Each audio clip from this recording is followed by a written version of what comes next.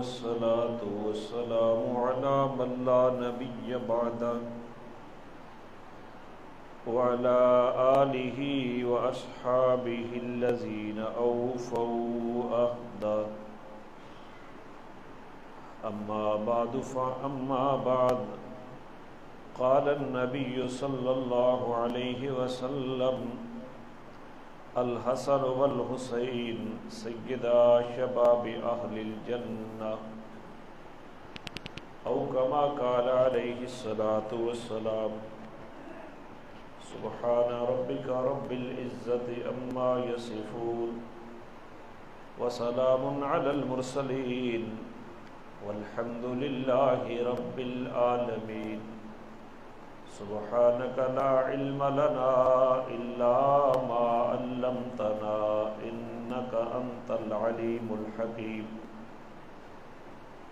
رب اشرح لي صدري ويسر لي أمري واحلل عقدة من لساني يفقهوا قولي رب يسر ولا تعسر وتممه بالخير وبك نستعين اللهم إنا نسألك علما نافعا ورزقا طيبا وعملا متقبلا اللهم صل على سيدنا محمد وعلى آل سيدنا محمد افضل صلواتك بعدد معلوماتك وبارك وسلم اللهم صل على محمد النبي الأمي وعلى آله وسلم تسلیما. گرامی قدر سامعین حضرات، آپ کے سامنے آج 9ویں جمعہ کو جناب رسول اللہ صلی اللہ علیہ وسلم کے نواسوں حسنین کریمین رضی اللہ تعالی عنہما کی سیرت کو بیان کرنے کی سعادت حاصل کر رہا ہوں. اللہ کریم صحیح بیان کرنے کی توفیق عطا فرمائے اور فریقین کو ان مقدس لوگوں کے ساتھ جس محبت اور عقیدت کا تقاضا ہے وہ محبت اور عقیدت نصیب فرمائے. جناب سیدنا حسن رضی اللہ تعالی عنہ کے متعلق بات ہو رہی تھی، اسی کو آگے چلاتے ہیں. ان کی متفرق خصوصیات اور ان کی صفات کا تذکرہ ہو رہا تھا.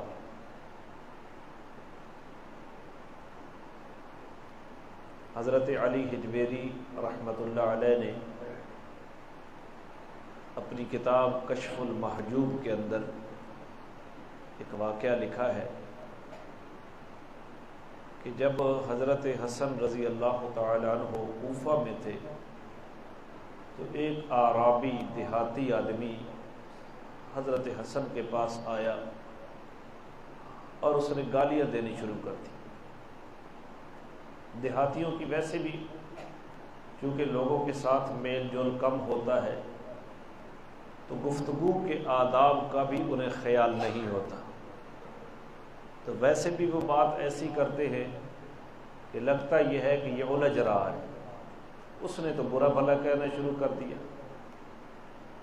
اور حضرت نے لکھا کہ آپ کے والدین کو بھی برا بھلا کہنا شروع کر دیا.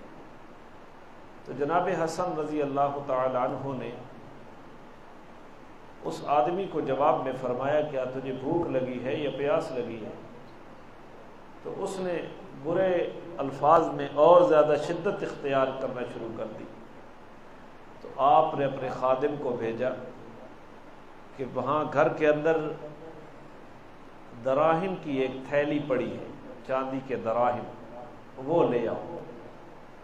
اور حضرت حسن نے وہ تھیلی لے کر اس دیہاتی آدمی کو دے دی اور ساتھ یہ بھی کہا معذرت کرتے ہوئے کہ ہمارے پاس گھر میں صرف یہی موجود ہے، اگر زیادہ ہوتی تو میں تمہیں زیادہ دیتا۔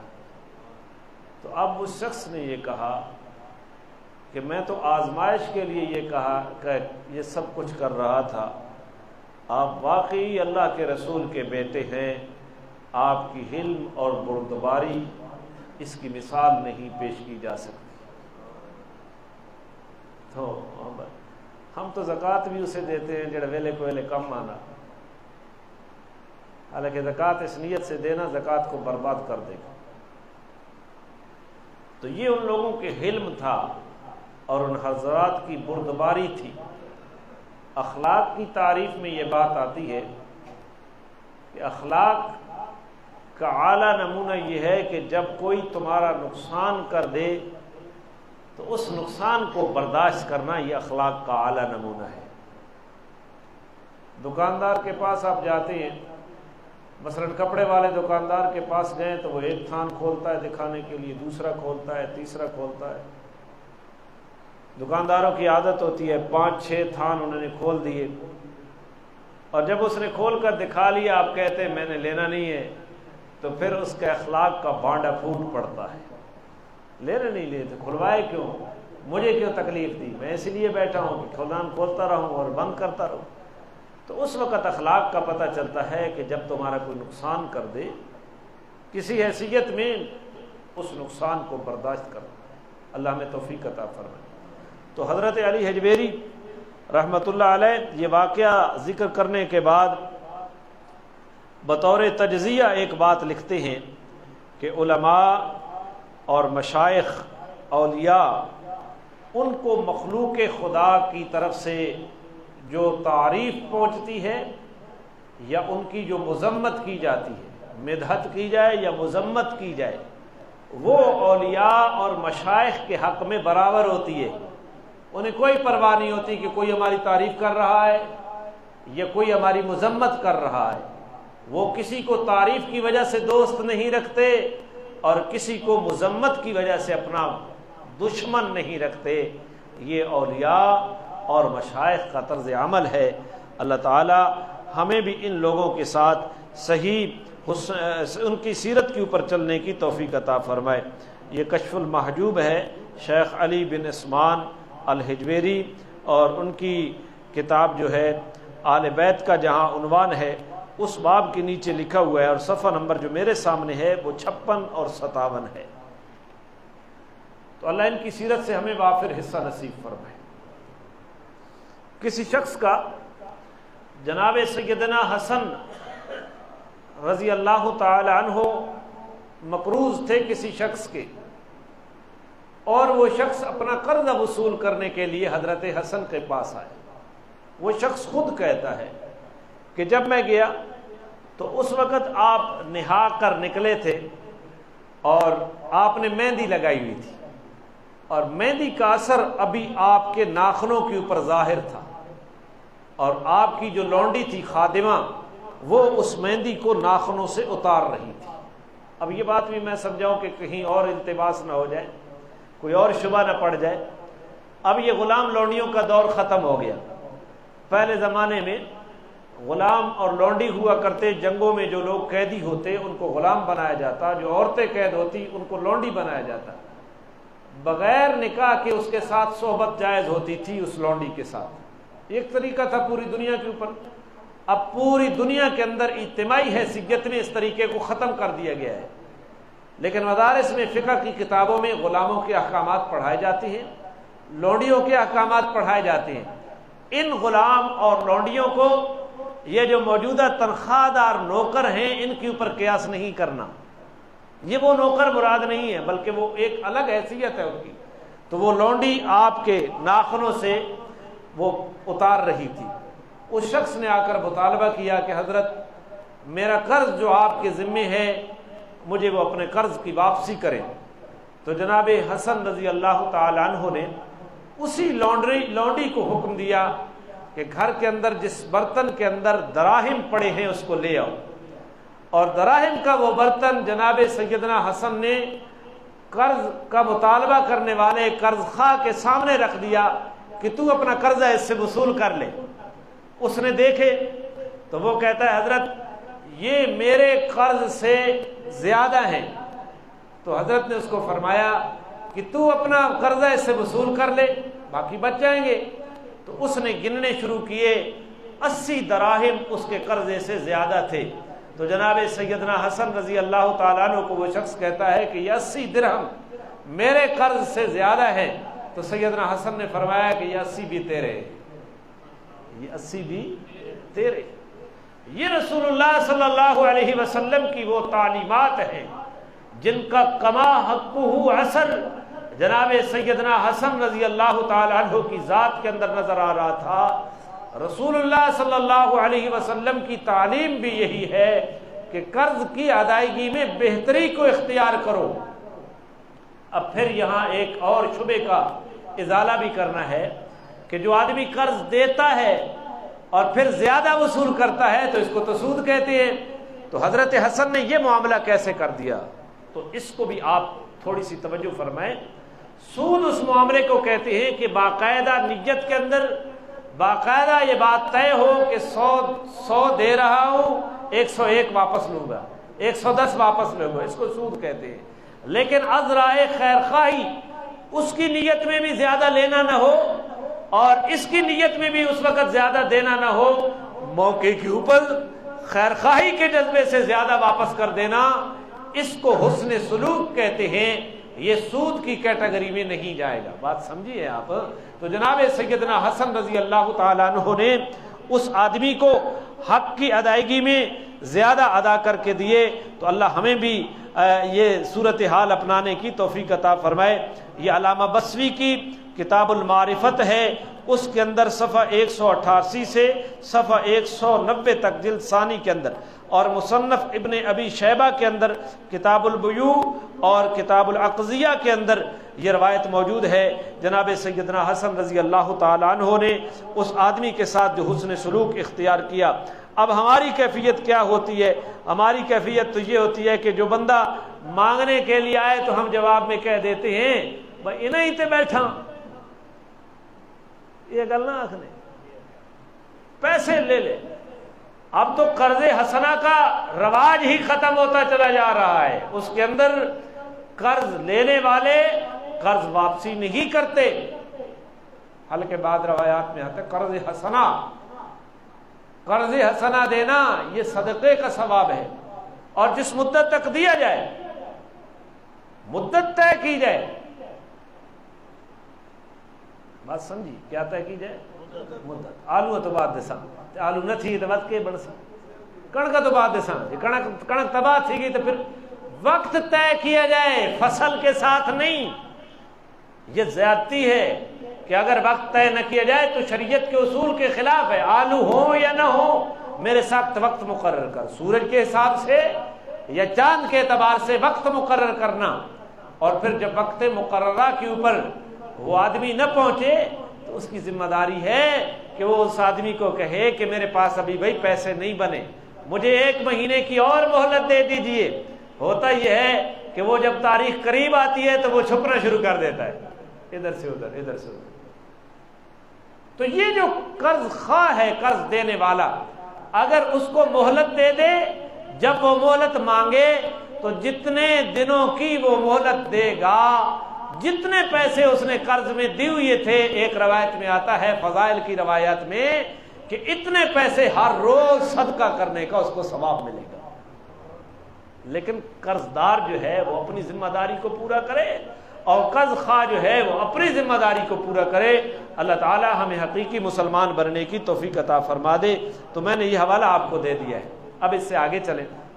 جناب سیدنا حسن رضی اللہ تعالی عنہ کعبۃ اللہ کا طواف کر رہے تھے، اور یہ طواف واجبی نہیں تھا، نفلی طواف تھا۔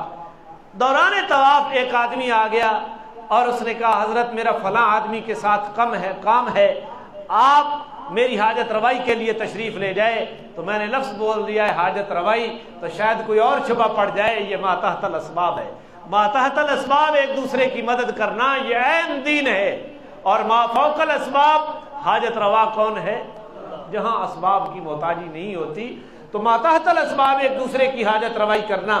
تو حضرت حسن کے پاس وہ شخص آ گیا تو جناب سیدنا حسن رضی اللہ تعالیٰ عنہ نے طواف چھوڑ دیا اور اس آدمی کے ساتھ چل پڑے، اس آدمی کے ساتھ چل پڑے اور فرمانے لگے کہ جو شخص کسی مسلمان بھائی کی حاجت روائی کے لیے چلا جاتا ہے، اگر وہ کام ہو جاتا ہے تو اس آدمی کو ایک حج اور ایک عمرہ کرنے کا ثواب ملتا ہے، اور اگر وہ کام نہیں ہوتا تو ایک عمرے کا ثواب تو بہرحال ملتا ہی ہے۔ تو میں نے طواف کو چھوڑ کر حج اور عمرے کا ثواب حاصل کر لیا ہے۔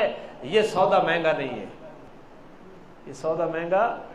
ہم کتنے نوافل والے کام ہیں، ہم تو نفلی ذکر جو ہے اس کو بھی سپیکر کے اوپر کرتے ہیں تاکہ جڑا ستا پیا اس نو بھی چنگا سکون آوے، تے جڑا مسیتی دی گواڑ ہے مریض ہے وہ آدھن بھائی کہ دائیں بھانے تے چاہ کھڑو ہے مریضاں، مولوی سون نہیں دینے، نہ مریض کو آرام کرنے دیتے ہیں۔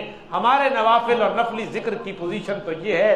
اللہ تعالی ہمیں حقیقی مسلمان بننے کی توفیق عطا فرمائے۔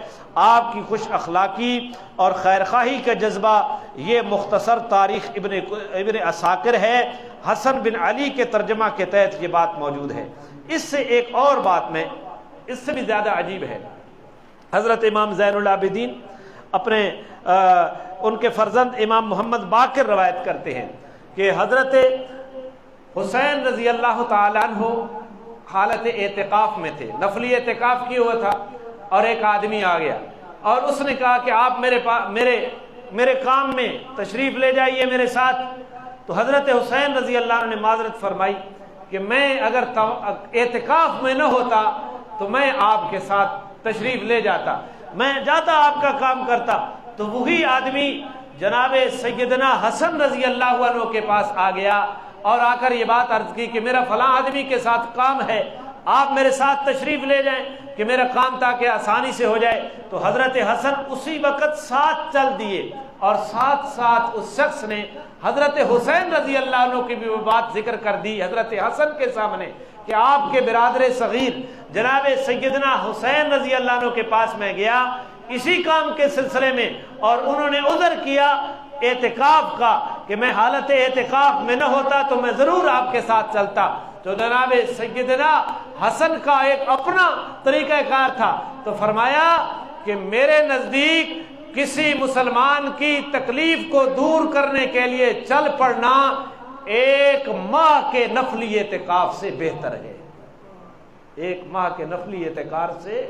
اب ہم تسبیح تو دین سمجھتے ہیں، تہجد تو دین سمجھتے ہیں، ہم نماز روزہ تلاوت ذکر اذکار ان کو تو دین سمجھتے ہیں، بیانات کرنا بیانات سننا ان کو تو دین سمجھتے ہیں، داڑھی ٹوپی کو تو دین سمجھتے ہیں، لیکن پڑوسیوں کی ناک میں ہم نے دم کر کے رکھا ہوا ہے۔ تو آپ ان روایات کو دیکھیں اور ہم اپنا کردار متعین کریں۔ کوئی آدمی کوئی چیز مانگنے کے لیے آیا ہے اور چیز بھی ایسی ہے جو دوسرے کے ہاتھ میں جانے میں اس میں معمولی خرابی آنے کا امکان ہو یا خراب نہ ہو سکتی ہو، تو ایسی چیز کو بھی نہ دینا، روک دینا۔ فویل للمصلین الذین هم عن صلاتهم ساہون الذین پیچھے کیا ہے وَيَمْنَعُونَ الْمَاعُونَ، ایسے نمازیوں کے لیے بربادی اور تباہی ہے جو عام برتنے کی چیزوں کو بھی روک دیا کرتے ہیں، وہ لوگوں کو نہیں دیا کرتے۔ ایک ہماری دینی تربیت ہے اور ایک ان لوگوں کی دینی تربیت تھی۔ اللہ تعالی ہمیں ان لوگوں کے طریقے پر کما حقہ چلنے کی توفیق عطا فرمائے۔ اب اس کا بھی حوالہ میں دے دیتا ہوں، یہ کتاب الزہد ہے والرقائق، عبداللہ بن مبارک رحمہ اللہ کی اصلاح ذات البین۔ اس باب کے اندر انہوں نے یہ روایت ذکر کی ہے جناب سیدنا حسن اور سیدنا حسین رضی اللہ تعالیٰ عنہ کی خوش اخلاقی اور آپ کے ان احوال کے متعلق۔ اب ایک اور بات، حضرت حسن رضی اللہ تعالیٰ عنہ بڑے زبردست خطیب تھے اور فصیح اللسان خطیب تھے، اور چھوٹے چھوٹے جملے بول کر بہت بڑے مطلب کو واضح کر دیا کرتے تھے۔ آپ نے خطبے میں ارشاد فرمایا جس کا ترجمہ میں آپ کے سامنے ذکر کرتا ہوں، یہ علامہ ذہبی نے سیر اعلام النبلاء کے اندر حسن بن علی کے ترجمہ کے تحت ذکر کیا ہے۔ اس خطبے میں آپ نے فرمایا حلم اور حوصلہ مندی، حلم حوصلے کو کہتے ہیں، یہ انسان کو زینت بخشتی ہے۔ جس آدمی کی طبیعت میں انتقام نہیں ہوتا بلکہ صبر کا جذبہ موجود ہوتا ہے، حوصلے کا جذبہ موجود ہوتا ہے، یہ انسان کو کیا بخشتی ہے؟ زینت بخشتی ہے۔ یہ اس کو چار چاند لگا دیا کرتی ہے۔ دوسری چیز اس خطبے میں آپ نے فرمایا وقار اخلاق حسنہ میں سے ہے۔ وقار اخلاق چھچورا پن نہ ہونا چاہیے، انسان کی طبیعت کے اندر سنجیدگی اور وقار یہ اخلاق حسنہ میں سے ہے۔ اور تیسری بات آپ نے یہ فرمائی کہ جلد بازی جو ہے یہ خفت عقل کی علامت ہے، عقل کی کمزوری کی علامت ہے۔ کون سی چیز؟ جلد بازی۔ کوئی واقعہ ہو گیا بس جذباتی ہو گئے، ہم نے یوں کرنا ہے، یوں کرنا ہے، یوں کرنا ہے، بس اس کے بعد کیا ہوا؟ جب جذبات ٹھنڈے ہوئے تو پھر کہا کہ بڑا افسوس لگ رہا ہے میری پہلی رائے کے اوپر۔ تو حضرت حسن نے فرمایا اپنے خطبے کے اندر کہ جلد بازی عقل کی کمزوری کی علامت ہے۔ جس آدمی کا عقل کمزور ہوتا ہے وہی جلدی فیصلے کرتا ہے۔ اور رسول اللہ صلی اللہ علیہ وسلم کی سیرت میں یہ بات آتی ہے کہ جب بھی آپ علیہ الصلوۃ والسلام سے کوئی بات دریافت کی جاتی تو نبی پاک صلی اللہ علیہ وسلم فوراً جواب نہیں دیا کرتے، بلکہ آپ علیہ الصلوۃ والسلام تھوڑا سا توقف کرتے اور سر مبارک کو جھکا دیتے اور اس کے بعد آپ بولا کرتے تھے کہ اس بات کا جواب کیا بنتا ہے۔ آج معاشرہ بالکل الٹی روش پہ چل رہا ہے اور آج اس کو ہم کمال سمجھتے ہیں کہ فلاں بڑا حاضر جواب ہے۔ جی حاضر جوابی کمال نہیں ہے، درست جوابی کمال ہے۔ اللہ تعالی ہمیں بھی ان لوگوں کی سیرت کو اپنانے کی توفیق عطا فرمائے۔ اور آپ علیہ الصلوۃ والسلام نے اس خطبے میں جو چوتھی بات ارشاد فرمائی جس کا ترجمہ یہ بنتا ہے کہ جہالت اور عدم بردباری، حوصلہ نہ کرنا، صبر نہ کرنا، یہ بھی ایک کمزوری ہے۔ جہالت اور حوصلہ نہ کرنا یہ بھی ایک کمزوری ہے۔ اور پانچویں چیز آپ نے ذکر فرمائی، توجہ ہے تو بتلاؤ جی، یہ فیس بک کے غازی ہیں نا، ان کی توجہ کے لیے، ان کے لیے یہ زیادہ فائدہ مند ہوگا۔ حضرت حسن نے فرمایا کمینوں کی صحبت ایک عیب ہے۔ کیا فرمایا؟ کمینہ کس کو کہتے ہیں؟ ہاں؟ کمینگی کسی کی قوم کے اندر موجود نہیں ہوتی، کمینگی ذات کے اندر موجود ہوتی ہے، اس کی خصلتوں کے اندر موجود ہوتی ہے۔ وہ سید کے گھر میں پیدا ہو، جادو کرتا ہے تو کمینہ ہے، نہیں سمجھیے آپ؟ پیدا سید کتنا اعلیٰ خاندان ہے، کائنات میں اس سے اعلیٰ خاندان کوئی نہیں ہے، لیکن ہے اعلیٰ خاندان میں جادو کرتا ہے تو کمینہ ہے، رنڈیاں نچواتا ہے یا خود ناچتا ہے تو کمینہ ہے، گانا گاتا ہے یا گانا سنتا ہے تو وہ کمینہ ہے، زانی ہے یا اسباب زنا کی طرف جاتا ہے، غیر محرم عورتوں کے ساتھ اختلاط رکھتا ہے تو کمینہ ہے۔ آپ نے فرمایا کمینوں کی صحبت ایک عیب ہے، اور فاسقوں کے ساتھ مل بیٹھنا یہ باعث تہمت ہے۔ فاسقوں کے ساتھ مل بیٹھنا یہ باعث تہمت ہے، الزام لگے گا آپ کے اوپر۔ فاسق کس کو کہتے ہیں؟ جو گناہ کرتا ہے اعلانیہ۔ جناب رسول اللہ صلی اللہ علیہ وسلم مسجد نبوی سے باہر تشریف لائے اور آپ اندھیرے میں، آپ کی ایک زوجہ محترمہ آپ کے ساتھ کھڑی تھی، محو گفتگو تھی، اندھیرے میں ایک صحابی گزرے حضور علیہ السلام کے پاس سے، آپ علیہ السلام نے اس کو بلایا، پیچھے ہو، پیچھے ہو، واپس آؤ۔ اور جب وہ واپس آیا تو آپ علیہ السلام نے فرمایا کہ یہ میری بیوی کھڑی ہے۔ یا رسول اللہ میں شک کر سکتا ہوں۔ آپ نے فرمایا شک تو کفر میں پہنچا دے گا، میں نے اپنی پوزیشن واضح کرنی تھی، ہو سکتا ہے شیطان تیرے دماغ میں یہ وسوسہ ڈالے کہ اندھیرے میں آپ کس عورت کے ساتھ کھڑے ہیں، اس لیے میں نے واضح کیا کہ یہ کون کھڑی ہے۔ آپ جوئے والوں کے پاس بیٹھیں گے تو لوگ کیا کہیں گے؟ جی یہ مولوی صاحب وہاں بیٹھے ہوں تاکہ میں تو کھیل نہیں رہا تھا. تو جناب حسن نے فرمایا فاسقوں کے ساتھ بیٹھنا باعث تہمت ہے, تیرے اوپر الزام لگے گا کیونکہ تو بیٹھا ان کے پاس ہے. بلکہ رسول اللہ صلی اللہ علیہ وسلم نے تو یہاں تک فرمایا اپنی امت کو لا یاکل طعامک الا تقی, متقی کے علاوہ تیرا کھانا بھی کوئی نہ کھائے. اگر کسی کی دعوت کرنی ہے تو وہ تقوی کے معیار کو مد نظر رکھتے ہوئے اس کی دعوت کرو. فاسق اور فاجر کو کھانا کھلانا یہ مسلمان کا شیوا بھی نہیں ہے. تو جناب سیدنا حسن نے اپنے خطبے میں یہ بات فرمائی. یہ علامہ ذابی نے سیر اعلام النبلاء کے اندر حضرت حسن بن علی رضی اللہ تعالیٰ عنہ کے تذکرے میں اس کو ذکر کیا ہے. اب اس سے آگے چلتے ہیں کہ حضرت حسن رضی اللہ تعالیٰ عنہ کی مجلس علمی مجلس ہوتی تھی, اور اس مجلس میں یہ تقدیر الہی کے متعلق کچھ گفتگو ہو رہی تھی. تو کسی آدمی نے کہا کہ حضرت ابو ذر غفاری رضی اللہ تعالیٰ عنہ, یہ ذرا جلالی طبیعت کے تھے, بڑی اوپری طبیعت تھی ابو ذر غفاری کی. خیر کبھی اللہ نے موقع دیا ان کے حالات بیان کرنے کا, وہ ان کی انفرادی حالات تھے ان کے. تو کسی نے حضرت حسن کو کہا کہ حضرت ابو ذر غفاری کہا کرتے تھے کہ صحت سے بیماری اچھی ہے اور مالداری سے یہ فقر و فاقہ والی زندگی اچھی ہے. تو جناب حضرت حسن نے فرمایا کہ نہیں, میرا موقف یہ نہیں ہے. اللہ نے آپ کو جس حال میں رکھا ہے اس حال میں اللہ کے اوپر اعتماد کرنا یہ کمال تقوی ہے. یہ کیا ہے؟ یہ ہے اللہ کی رضا, اللہ کی قضا کے ساتھ راضی ہونا, اور اس کے علاوہ کسی اور چیز کی تمنا نہ کرنا. یہ اللہ کی قضا کے اوپر راضی ہونا ہے. اللہ نے صحت دی ہے تو صحت کے اوپر راضی رہے, اللہ نے بیماری دی ہے تو اسی فیصلے کے اوپر راضی رہے, اللہ نے مال دیا ہے تو اس فیصلے کے اوپر راضی رہے, اور اللہ تعالیٰ نے اگر فقر و فاقہ والی زندگی رہی ہے تو اسی کے اوپر کیا رہے؟ راضی رہے, اور کی تمنا نہ کرے. تو حضرت حسن رضی اللہ تعالیٰ عنہ نے حضرت ابو ذر غفاری کے موقف کو رد کر کے اپنا موقف اپنے ساتھیوں کو بتایا. علامہ ذابی نے سیر اعلام النبلاء کے اندر حضرت حسن بن علی کے ترجمہ کے تحت, اور مختصر تاریخ دمشق ابن عساکر کی, اس میں بھی حضرت حسن بن علی کے ترجمہ کے تحت یہ روایت موجود ہے. ایک آدمی تھا اشعث بن قیس, حضرت علی کے زبردست حامیوں میں سے تھا.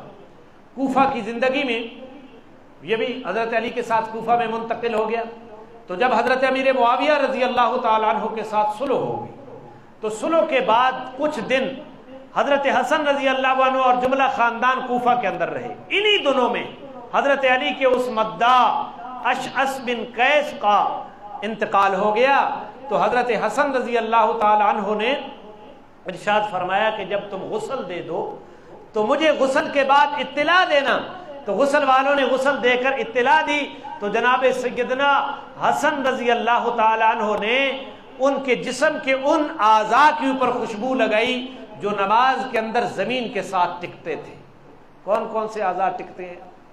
پاؤں ٹکتے ہیں, گھٹنے ٹکتے ہیں, ماتھا ٹکتا ہے, ناک ٹکتا ہے, اور دونوں ہتھیلیاں ٹکتی ہیں. اور شریعت کی تعلیم بھی یہی ہے کہ غسل میت کے بعد میت کو اعضائے وضو کے ان مقامات کے اوپر خوشبو لگانی چاہیے جو دوران نماز زمین کے ساتھ ٹکتے ہیں. تو جناب سیدنا حسن رضی اللہ عنہ نے یہ عمل کیا. طبقات ابن سعد کے اندر اشعث بن قیس کے ترجمہ کے تحت, اور علامہ ذابی کی وہ کتاب اشعث بن قیس کے ترجمہ کے تحت یہ روایت موجود ہے کہ جناب سیدنا حسن رضی اللہ تعالیٰ عنہ یوں کرتے تھے.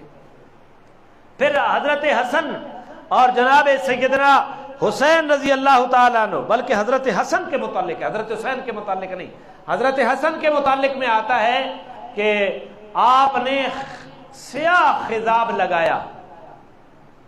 کون سا؟ سیاہ خضاب. اپنی داڑھی سر مبارک کو کون سا رنگ لگایا؟ سیاہ. لگایا کرتے تھے, یوں نہیں میں نے کہا, آپ نے سیاہ خضاب لگایا. اور آپ 47 سال کی عمر میں فوت ہو گئے تھے. جب آپ نے لگایا تو وہ زمانہ بڑھاپے کا نہیں تھا بلکہ جوانی کا تھا. اور ایک روایت میں آتا ہے کہ جس شخص نے سیاہ خضاب لگایا اس کو جنت کی خوشبو بھی نہیں آئے گی۔ تو اس وجہ سے علماء کے موقف میں اختلاف ہے۔ کچھ علماء کہتے ہیں سیاہ خضاب نہیں لگانا چاہیے، اور تقوی کا تقاضا بھی یہی ہے کہ جو آدمی بوڑھا ہو اس کو سیاہ خضاب نہیں لگانا چاہیے اس روایت کے پیش نظر۔ لیکن اگر وہ لگا لے تو روایات میں لگانے کا بھی جواز ہوتا ہے، آپ اس کے اوپر کوئی فتویٰ نہیں لگا سکتے۔ بہرحال بہتر ہے کہ سیاہ نہ لگایا جائے بلکہ کوئی اور لگا دیا جائے، اور کوئی اور لگا دینا یہ رسول اللہ صلی اللہ علیہ وسلم کے قول سے ثابت ہے۔ جب حضرت صدیق اکبر کا والد ابو قحافہ فتح مکہ کے دن مسلمان ہوئے، ان کی داڑھی اس دن بالکل سفید تھی، تو آپ نے صدیق اکبر کو حکم دیا کہ ان کے رنگ کو بدل دو، ان کے رنگ کو بدل دو۔ رنگنا جرم نہیں ہے، لیکن بالکل سیاہ کر دینا کہ بڑھاپا چھپے، باقی رنگوں کے اندر بڑھاپا نہیں چھپتا۔ تو آپ سرخ لگا دیں، آپ براؤن لگا لیں، لائٹ براؤن لگا لیں یا ڈارک براؤن لگا لیں، تو ان سے بڑھاپا نہیں چھپتا۔ بہرحال سیدنا حسن رضی اللہ عنہ نے لگایا کیا، لیکن یہ عمر بڑھاپے کی نہیں تھی، یہ بات یاد رکھنا ہے۔ یہ علامہ ذہبی نے سیر اعلام النبلاء کے اندر حسن بن علوی کے ترجمہ کے تحت لکھی ہے۔ پھر جناب سیدنا حسن اور جناب سیدنا حسین دونوں انگوٹھی پہنا کرتے تھے۔ ہاں جی، ہوں تو انگوٹھی والے نہیں موجے بن گئے، بس چلو ہمیں بھی کوئی دلیل مل گئی۔ دونوں انگوٹھی پہنا کرتے تھے۔ کس ہاتھ میں پہنا کرتے تھے؟ بائیں ہاتھ میں پہنا کرتے تھے، اور آپ کی انگوٹھی کے اوپر اللہ کا نام لکھا ہوا تھا۔ کیا لکھا ہوا تھا؟ ہاں، کڑے پاون دی کداؤں، کوئی گنجائش نہیں ہے۔ اور پھر حدیثوں میں جو سونے اور چاندی کے علاوہ جو دھاتیں ہیں وہ کسی انسان کے لیے بھی ان کا استعمال جائز نہیں ہے، چاہے وہ مرد ہو یا عورت ہو۔ ہاں، مرد کے لیے صرف چاندی کا استعمال، وہ بھی بصورت انگوٹھی، اور ایک انگوٹھی تک اس کو اجازت ہے، اور 4.5 ماشے سے کم اس کے اندر چاندی استعمال ہوا ہو، اس سے زیادہ چاندی مرد کے لیے بھی ناجائز ہے، وہ بھی صرف ایک انگوٹھی کی اجازت ہے۔ تو جناب سیدنا حسن بھی پہنا کرتے تھے، جناب سیدنا حسین بھی پہنا کرتے تھے، صرف ایک انگوٹھی، وہ بھی بائیں ہاتھ میں، اور اس کے اوپر کیا لکھا ہوا تھا؟ اللہ کا نام لکھا ہوا تھا۔ اے نہیں بھائی بھی ہاتھ بھر دے تھے، ہے بھی ہاتھ بھر دے ملنگ بڑھ مجھے۔ تو بھائی پہلے تو وہ ثابت کرو نا کہ جناب حسنین کریمین کا کیا عمل تھا۔ تو یہ کہاں لکھا ہوا ہے؟ یہ بھی علامہ ذہبی نے اعلام النبلاء کے اندر حسن بن علی کے ترجمہ کے تحت اس کو ذکر کیا ہے۔ اللہ تعالی ہمیں ان کی سیرت سے وافر حصہ نصیب فرمائے۔ اور پھر البدایہ والنہایہ کے اندر بھی اس کا تذکرہ موجود ہے۔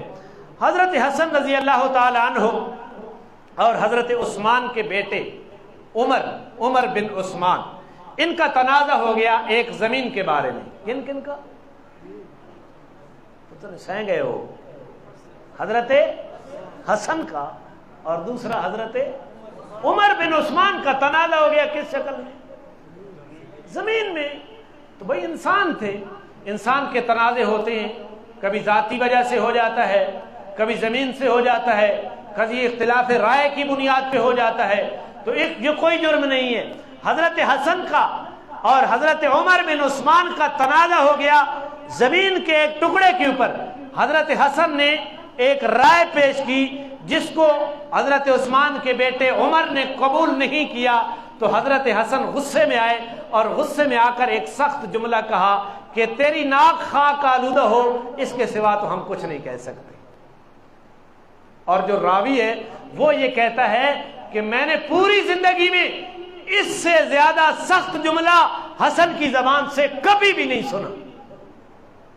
کیڑی گال کڈی بھائی؟ تیری ناک خاک آلودہ۔ بس یہ کوئی گال نہیں ہے، عرب کے محاورے میں یہ مزاح میں بھی استعمال ہوتا تھا، خوشی اور رضا میں بھی یہ جملہ استعمال ہوتا تھا۔ حضرت حسن رضی اللہ تعالیٰ عنہ نے صرف اتنا سخت جملہ کہا۔ اللہ تعالیٰ ہمیں بھی ان کی سیرت کو اپنانے کی توفیق عطا فرمائے۔ یہ البدایہ والنہایہ علامہ ابن کثیر کی حسن بن علی کے ترجمہ کے تحت 49 ہجری میں، اور علامہ ابن حجر مکی کے الصواعق المحرقہ اس کے اندر خلافت حسن کے تحت، اس کے علاوہ اور بھی کئی ایسی کتابیں ہیں جو میرے سامنے کھلی ہوئی ہیں جن کا حوالہ دیا جا سکتا ہے۔ اب ایک اور بات، حضرت حسن اور حضرت حسین رضی اللہ تعالی عنہما کا آپس میں اختلاف ہو گیا کسی وجہ سے۔ بھائیوں کا اختلاف ہوتا ہے، باپ بیٹے کا اختلاف ہوتا ہے، اختلاف کوئی جرم نہیں ہے، اختلاف ہو گیا۔ تو حضرت حسن رضی اللہ تعالی عنہ 2 دن بعد یا تیسرے دن خود چلے گئے حضرت حسین کے پاس، اور حضرت حسین بیٹھے تھے، ان کے پیشانی کو حضرت حسن نے جا کر بوسہ دیا۔ حضرت حسین اٹھے اور حضرت حسن کی پیشانی کو بوسہ دیا، اور حضرت حسین معذرت کرتے ہوئے یوں کہتے ہیں کہ میں شریعت کے دلائل پہ نظر کرتے ہوئے اس بات کو سمجھتا ہوں کہ صلح میں پہل کرنے والا افضل ہوا کرتا ہے۔ میں نے پہلے صلح اس لیے نہیں کی کہ حسن اس فضیلت میں آپ سے آگے بڑھ جاؤں، یہ فضیلت میں آپ ہی کو دینا چاہتا تھا، اس لیے میں نے صلح میں پہل نہیں کی، صلح میں پہل نہیں کی۔ اس سے اگلی روایت بھی بڑی عجیب ہے، یہ میں حوالہ دے دوں، یہ کہاں موجود ہے؟ تاریخ ابن عساکر حسین بن علی کے ترجمہ کے تحت، البدایہ والنہایہ فضائل حسین بن علی کے تحت تفصیلی واقعہ حضرت ابو ہریرہ بیان کرتے ہیں۔ حضرت ابو ہریرہ رضی اللہ تعالیٰ عنہ فرماتے ہیں کہ حضرت حسن اور حضرت حسین کا اختلاف ہو گیا، تو میں حضرت حسین کے پاس گیا اور حضرت حسین کو میں نے یہ بات سمجھائی کہ آپ چھوٹے ہیں اور حسن بڑے ہیں۔ نبی پاک صلی اللہ علیہ وسلم نے فرمایا کہ 3 دن سے زیادہ ترک کلام جائز نہیں ہے، 3 دن سے زیادہ ترک کلام۔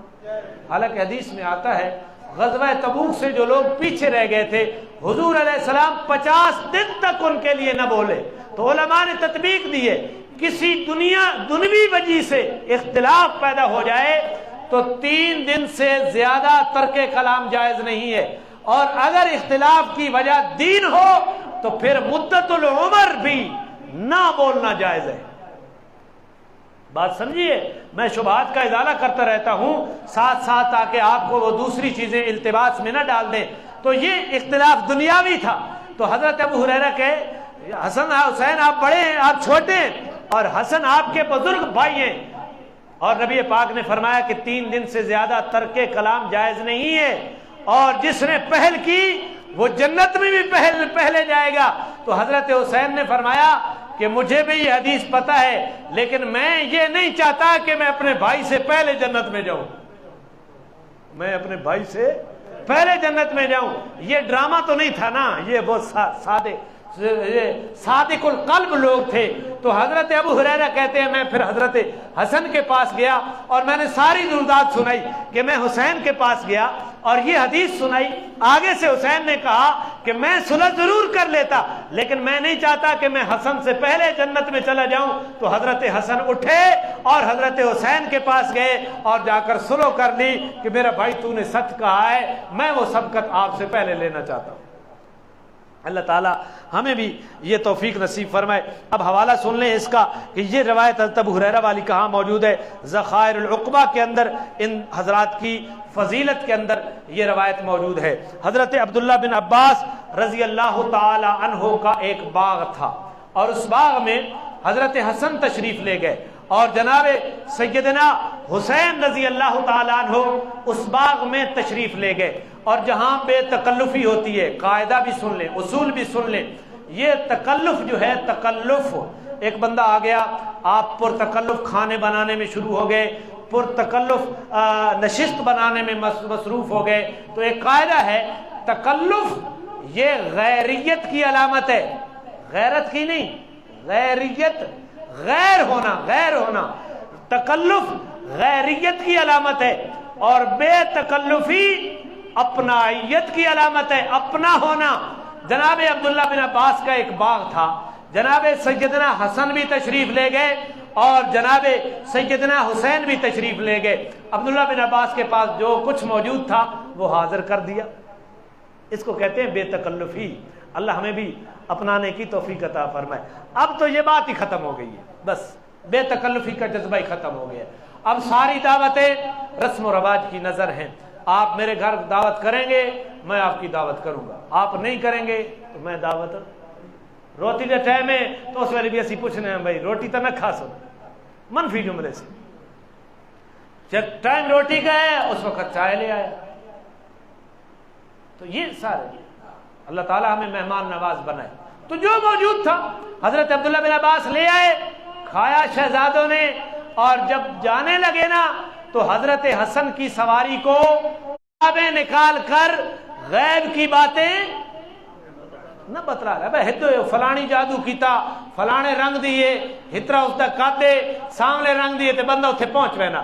جو کاہن نہ ہو، حضور نے فرمایا جو کسی کاہن کے پاس جائے اور اس سے غیب کی خبر پوچھے پھر اس کی تصدیق کرے، فقد بری مما نزل علی محمد صلی اللہ علیہ وسلم، میرے نبی نے فرمایا جو محمد کریم کے اوپر نازل ہوا وہ اس سے بری ہو چکا ہے.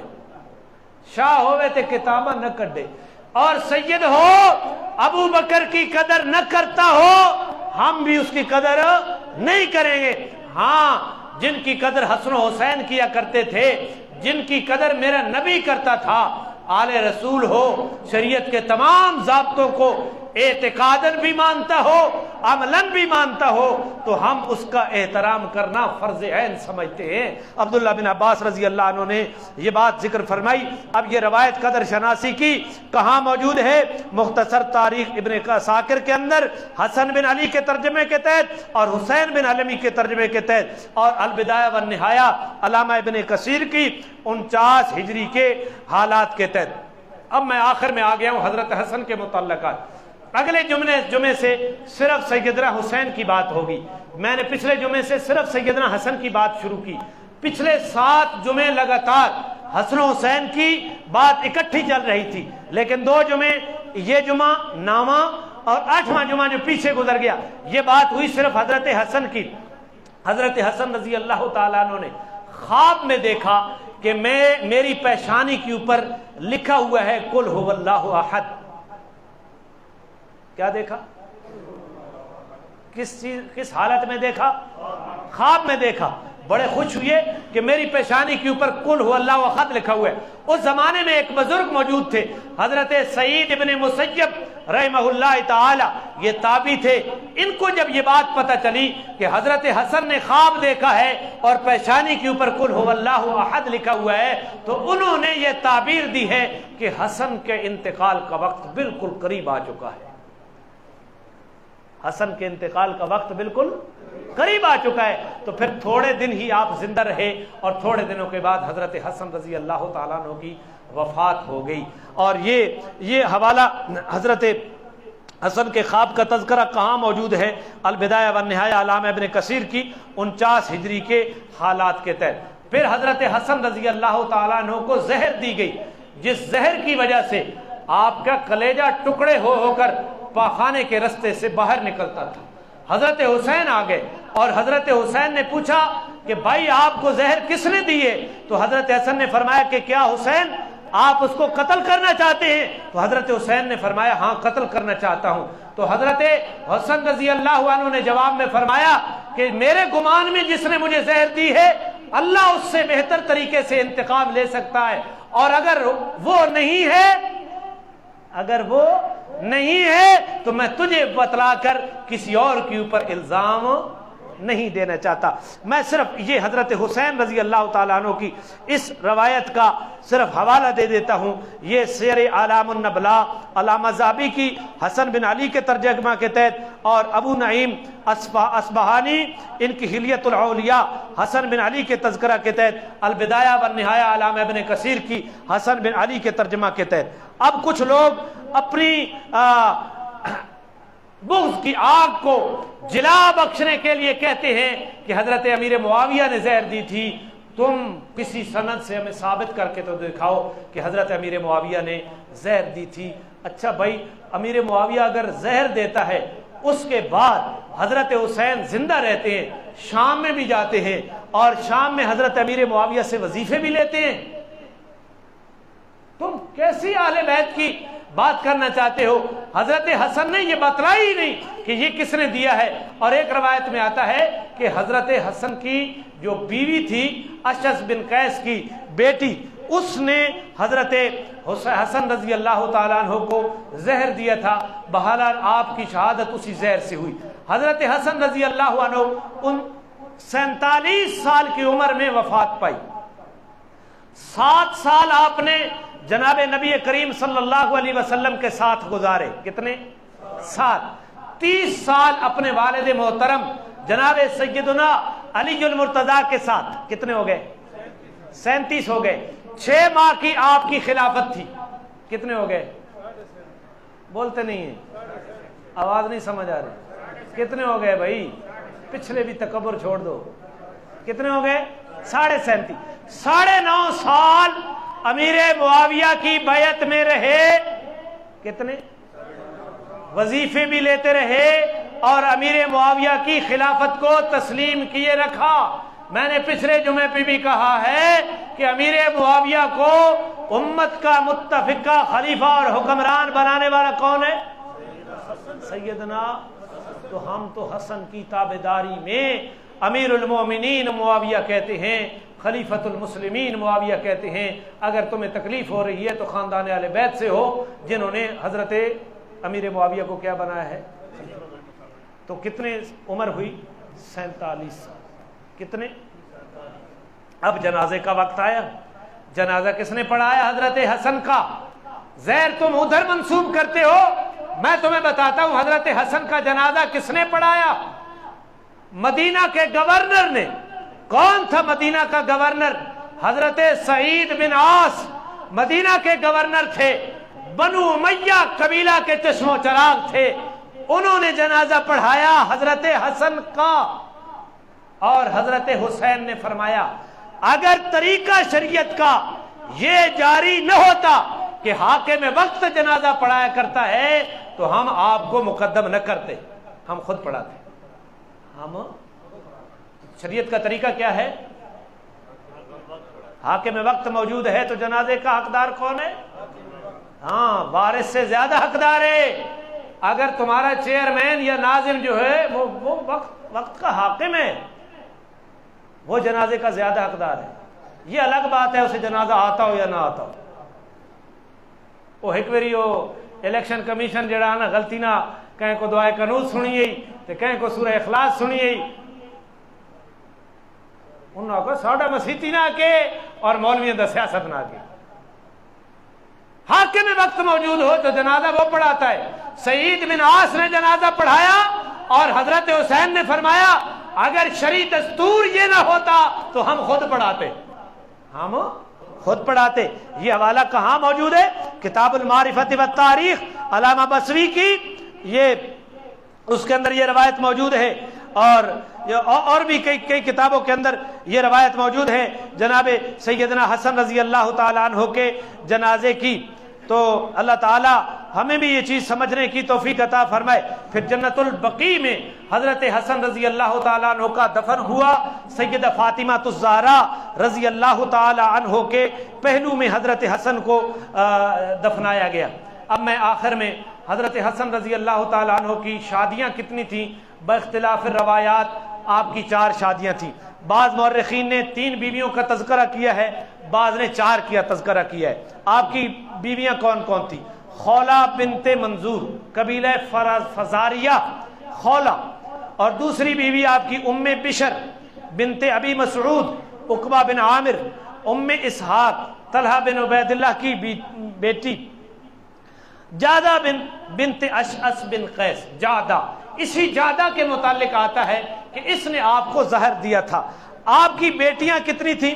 5 آپ کی بیٹیاں حضرت حسن کی. ایک بیٹی کا نام ام الخیر. کیا نام؟ ام الخیر. دوسری بیٹی کا نام ام عبداللہ. تیسری بیٹی کا نام فاطمہ. چوتھی بیٹی کا نام ام سلمہ. اور 5ویں بیٹی کا نام رقیہ. کتنی بیٹیاں ہیں حضرت حسن کی؟ 5. میں بس میرا وقت ختم ہو گیا ہے, صرف میں گنواتا جاؤں. آپ کے بیٹے 12 بیٹے تھے بے اختلاف روایات. 12 بیٹے آپ کے. پہلے بیٹے کا نام حسن. حسن کے بیٹے کا نام پیو بھی حسن تے پتر بھی. ان کو کہتے تھے حسن مصنع. دوسرے حسن.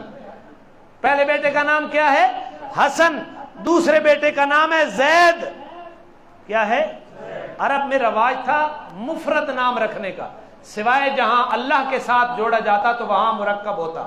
عبداللہ، عبد الرحمن یہ مرکب تھا، وگرنہ محمد مفرد ہے، علی مفرد ہے. یہ اس طرح کا نام. دوسرے بیٹے کا نام زید، تیسرے بیٹے کا نام عمر. تیسرے بیٹے کا نام اس کو یاد رکھنا ہے، تیسرے بیٹے کا نام عمر. چوتھے بیٹے کا نام حسین. پانچویں بیٹے کا نام قاسم. چھٹے بیٹے کا نام ابو بکر. جی تیسرے بیٹے کا نام، چھٹے بیٹے کا نام. آج یہ کھٹملوں کے گھروں میں جاؤ، ان کو ابو بکر عمر کا نام سن کر تب چڑھ جاتا ہے اور یہ کہتے ہیں ابو بکر نے وراثت نہیں دی تھی.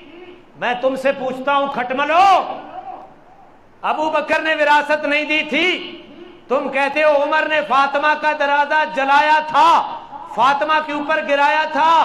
میں تم سے پوچھتا ہوں حسن سے کیوں نہیں پوچھتے کہ تیسرے بیٹے کا نام عمر کیوں رکھا، چھٹے بیٹے کا نام ابو بکر کیوں نہیں رکھا؟ تم کیا کہنا چاہتے ہو کہ ہمارے جتنی بھی غیرت نہیں تھی؟ کھٹملو، تم زیادہ حسن و حسین سے زیادہ فاطمہ کو وفادار ہو، زیادہ علی کے وفادار ہو. حضرت حسن نے تیسرے بیٹے کا نام عمر رکھا، چھٹے بیٹے کا نام ابو بکر رکھا. ذرا پیچھے آؤ. حضرت علی کے 18 بیٹے، ان میں سے 3 بیٹے، ایک بیٹے کا نام ابو بکر، دوسرے بیٹے کا نام عمر، تیسرے بیٹے کا نام عثمان. کس نے رکھا؟ اور مجھے کہنے دو، جس گھر کے آنگن میں ابو بکر و عمر اور عثمان نام کے بچے کھیلتے ہو وہ گھر شیعوں کا نہیں ہوتا، وہ گھر سنیوں کا ہوا کرتا ہے. تو پتہ چلا حسن بھی سنی ہے، علی بھی سنی ہے، اور تمہارے گھر میں ابو بکر و عمر سے نفرت پروان چڑھائی جاتی ہے. نہ تمہارا سنیت کے ساتھ کوئی تعلق ہے، نہ تمہارا خاندان اہل بیت کے ساتھ کوئی تعلق ہے. بات سمجھیے. پھر میں گنا رہا ہوں. حسن کے پہلے بیٹے کا نام حسن، دوسرے بیٹے کا نام زید، تیسرے بیٹے کا نام عمر، چوتھے بیٹے کا نام حسین، پانچویں بیٹے کا نام قاسم، اور چھٹے بیٹے کا نام ابو بکر، ساتویں بیٹے کا نام طلحہ، آٹھویں بیٹے کا نام عبد الرحمن، نویں بیٹے کا نام عبداللہ، 10ویں بیٹے کا نام محمد. کیا لوگ پوچھتے ہیں نا بھائی صرف محمد رکھنا جائز ہے؟ صرف محمد رکھنا کیا ہے؟ ہاں، رسول رکھنا جائز نہیں ہے. رسول آپ کی صفت خاصہ ہے. محمد 11ویں بیٹے کا نام جعفر اور 12ویں بیٹے کا نام حمزہ.